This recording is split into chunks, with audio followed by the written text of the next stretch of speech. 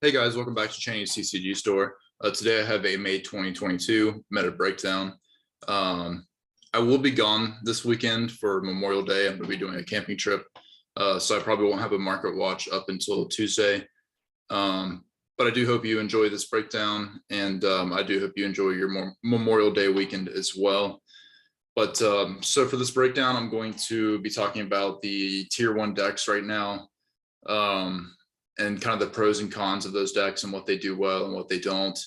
And I also, at the end, I will have a surprise deck that's not necessarily tier 1, but I think is a very good deck and excites me at least. But without further ado, let's go ahead and get to the first deck here, which is going to be Albaz, or Branded Despia rather. So right now this deck is tier 1. It's the top deck in the format. And its cost is approximately $800, depending on what tech choices you put in, what hand traps.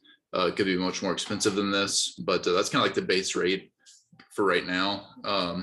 My notes for this deck is it's a highly reactive deck and creates a bunch of disruptions and is very effective against combo decks. But my cons for this deck is it's very expensive and it doesn't set up negates, so it is susceptible to things like Lightning Storm and other board breakers. And it can really struggle with floodgates as well, like Dimensional Barrier. But I think even with those things in the game, it has proven itself to still be a very strong competitor. And we've seen tournament results where 50% of the top 8 cut is Branded Despia. So it is doing very, very well. And then besides all the competitive stuff, it's just a very fun deck to play in general. So this right now is my favorite deck to play in the current format. But I guess that's all I really have to say for Branded Despia. I mean, I'm sure y'all all are very familiar with this deck. Just very, very good. But next is going to be Swordsol, and we're going to talk about that a little bit. Sorry, I'm having trouble with this PowerPoint. It's doing terrible, but we're going to try to keep moving through.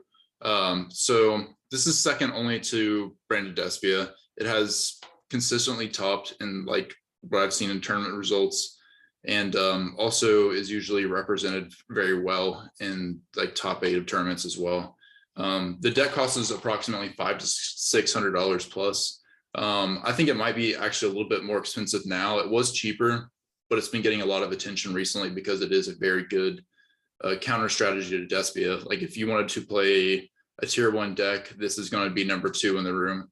And some people just like playing synchro. So it's, could be style wise. Some people, not all people are going to be playing Branded Despia.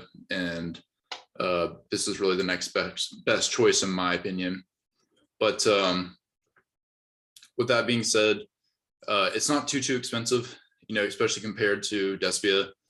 And then some of the other things it does well is it sets up negates on the board, which can be very strong because it lets you react to any deck that you're playing, like whether it's a spell heavy deck, a trap heavy deck. So that can be very good as well. And it's also very reactive as well, kind of along the same lines as Despia, but it's not as reactive as Despia, of course. And this deck can do very well going second, especially with like your worm monsters like Baxia and stuff. You're able to pop cards in your opponent's field, which can be very good as well. I guess one of the big cons for this deck is that it can struggle in a grind game, whereas Despia can thrive in a grind game.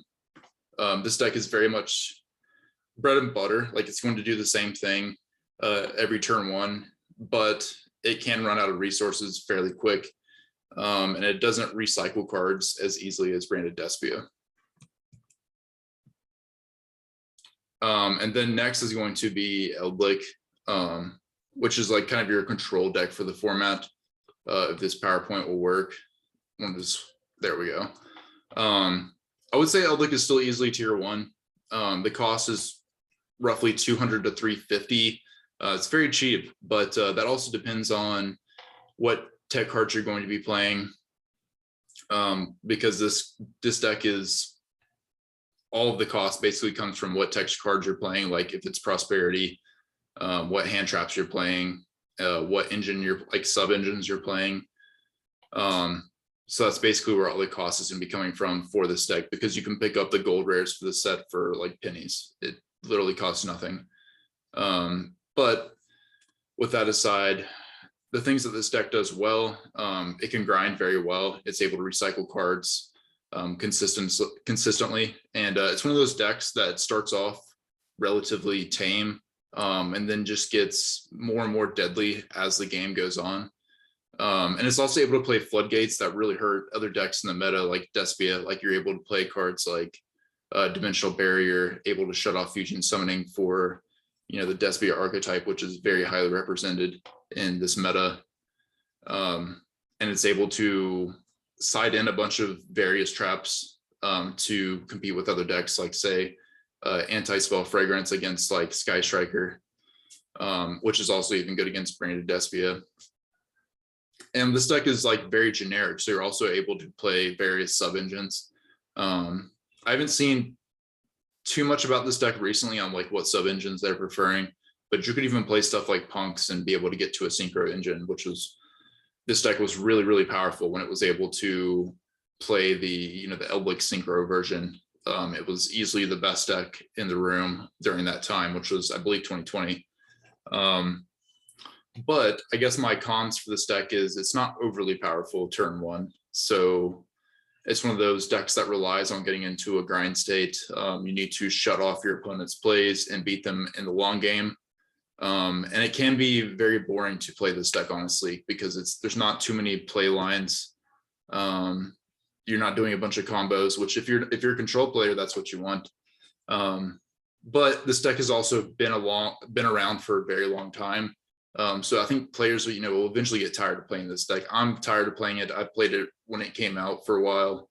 And I just want to go back to this deck purely because I'm tired of playing it. I don't like playing a deck for longer than, you know, 4 to 6 months. It just seems too repetitive to me. I like to learn new decks and try those out. Next is going to be Flunderies, when I can get this PowerPoint to work. I'm sorry again. I don't know why this PowerPoint's not working. Again, it keeps ruining the surprise here for me. But it's Flunderies. Flunderies is also consistently topping with the tournament results that I've seen. But it is lower on the tier 1 scale. I haven't seen it winning tournaments, but it has seen play in the top 8 cut of several tournaments, if not like 80% of them. And this is probably the cheapest deck to play. The cost is around $225. But with that being said, that's like if you're running just like common Pot of Extravagances and dualities. But if you wanted to play the best version, per se, which is going to be playing your Pot of Prosperity, that will cost you an extra $350, which is very unfortunate to play, you know, to pay for one card, which is Prosperity. And then also you have to consider hand traps as well, like with the other decks. Like what if you're playing Ash Blossom at 3, that's going to be quite a bit more money added to this as well.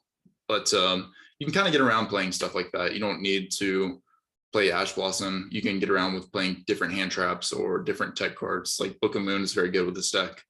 You also have stuff like Ghost Mourner that's also very effective, Effect Veiler, Ghost Ogre. I will say with Ghost Ogre, I think it is going to phase out of the format very soon.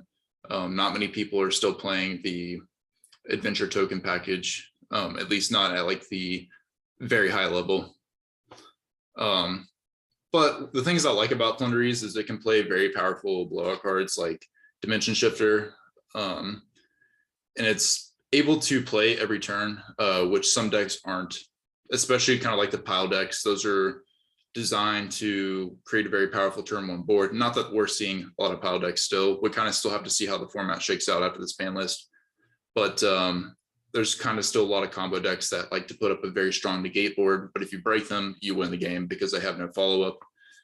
This is one of the decks that's going to put up kind of a, you know, a medium board to begin with. Like it's going to put up a few disruptions, but every single turn it's going to be able to grind out and beat your opponent in the long term. But with that said, it's also kind of like Elblick. It's able to play floodgates, especially stuff that like prohibits like special summoning, like say, what's that card called? summon gate or something like that. I can't remember what it's called, but it limits you to 2 special summons per turn. Why can't I remember that card? But anyways, yeah, it's able to play floodgates. It's able to play every turn. It doesn't need to special summon, so cards that limit special summoning, like say Winda, aren't going to affect this deck. And really the most powerful hand trap against this deck, which is Lancia, while it prohibits the ability to recycle and kind of have your hand ready for the next turn, it doesn't blow you out to the point where you can't play your first turn. So yeah, it hurts, but it can still play through it. So it's not that big of a deal. You're not gonna like flat out lose. Like if you played Lancia against Phantom Knights, you're going nowhere. You're dead. That's the end of the turn. That's the end of the game. Cons for this is that it's just not the best deck in the room. It is probably the best value as far as like best bang for your buck. Like if you were going to try to get a rogue deck for this cost, you just couldn't do it. It's competing price wise with rogue decks. It just doesn't have a lot of cons. This deck is really good. It's very strong. You're going to do well at locals. You might not get first place every weekend, but you know you're going to be consistently getting in top cut if you know how to play this deck. It's not the easiest deck per se either. Like Eldlik, pretty good deck, fairly easy as long as you play it for a while. Like it is not like a deck, like a combo deck where you can just create a very strong board and then pass turn you win. Like Eldlik is kind of like this in the fact that you need to learn the deck, because if you don't know the deck, you might not know like different lines that you can go with that can help you win the game, especially when you find yourself in different situations. But I really like Flynderese, and I've been considering picking it up. I do have most of the core now. And as far as investment wise, I do think this is a good deck to have the core for, because it's so cheap. And it's just one ban list away from being, you know, the top 2 decks in the top 2 decks. I'd still say it's in the top 5 decks right now.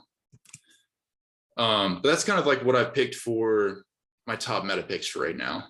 I'm sure there's more. You know, there's always kind of, right now it's really kind of hard to pick a top 5 decks, because you're seeing so many rogue decks kind of make their way into the format and getting tops at tournaments. So it's kind of hard to consistently pick a deck that's, you know, going to consistently get top 5.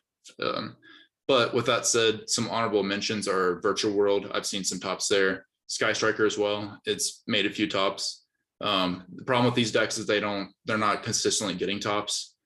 And they're not going to consistently stand up to the best deck. A lot of times they're getting lucky with their matches.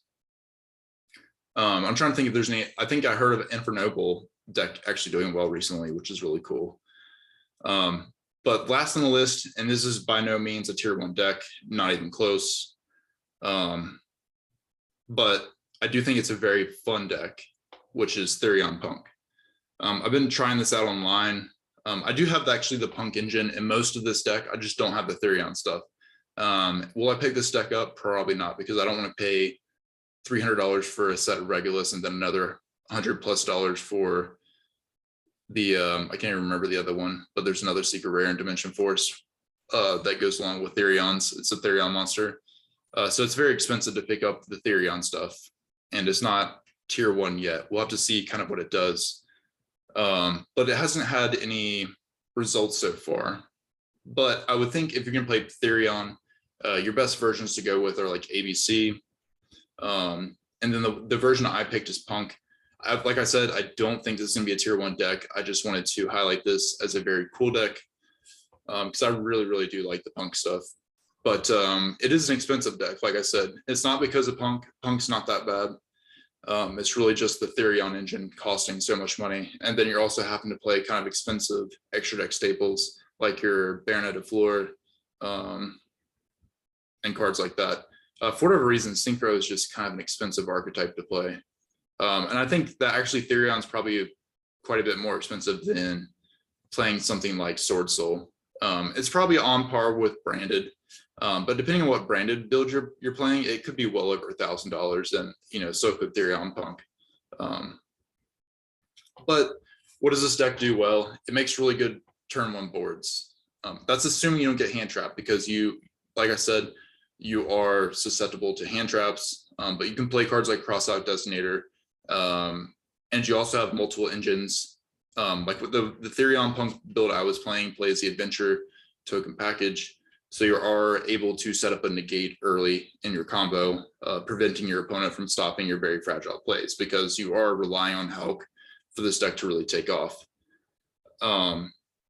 Some of the other issues I've noticed with this deck is it does struggle to grind. Like right away, you're going to basically put up a King of Calamities, but which I guess I can tell you the card name. So it's the card that I've talked a lot about on this channel, which is Hot Red Dragon Archfiend King Calamity. And basically, you're going to make this on your opponent's turn, and it prevents them from playing the game completely for one turn. So my issues with this is that they have a Forbidden Droplet. I believe they're able to chain that to this. I could be wrong. So if they have an out to it, that is kind of a problem for this deck, because you're really dedicating all of your resources to getting to this card. But the benefit is once you get to this card, you are able to set up a decent enough board your second turn to punch for game. But it's really kind of a stun deck. Like you're trying to, get this card on the field, stun your opponent where they can't play the game, because this card's basically Zexal. That's like the best comparison I can make, actually. They can't activate any of card effects, so they're kind of dead in the water. And this card has 4,000 attack, so it by itself is going to put a lot of damage on board. You're going to be able to do a lot of damage your follow-up turn. But if, like I said, if they are able to somehow out this card or stop your combo, you're not sitting in a good spot. You're not going to be able to recur your cards enough to make the game, just besides going to this. But that's mainly on the Punk side. So kind of one of the ways that I've gotten around this with testing the Punk archetype is playing the Therions, because they have high attack themselves. They're also an Omni-Gate. It doesn't require you to use normal summon effects, which would clash with your adventure tokens. So that has worked out very well. Like I said, it's going to be very expensive, but it's also kind of one of the funnest decks I've played recently. And if you want to find a deck profile, or if you want to see combos, Wasim has a Therion Punk build on his channel. Go check it out. I think alternatively as well, like you have, can't remember which combo he goes into with Therion's Punk, but I think you can either do this, or you can make your Scythe play, which is basically locking your opponent out the extra deck. Both are good. Both are very, very good. One of the benefits, I guess, to doing the Scythe lock is you also are able to get a Baronet of Fleur on field, which is also an Omni-Negate. So both are very strong. So it just depends on if you want to go for the Spice, which I would say is this card, let me get that closer. Or you can go for the safe play, which is going into the Scythe lock into Baronet of Fleur. But with that aside, that's all I have for you today. Like I said, we'll do a market watch or a couple of market watches next week. And actually my plan is to go over the cards that y'all chose for the market watch contest and kind of look and see where they're at, and which ones are doing good, which ones are not doing so good. And I think that'll be fun as well. But thanks for watching, guys. Like I said, I hope you have a great Memorial Day weekend. Stay safe and have fun. I'll see you guys next time. Bye.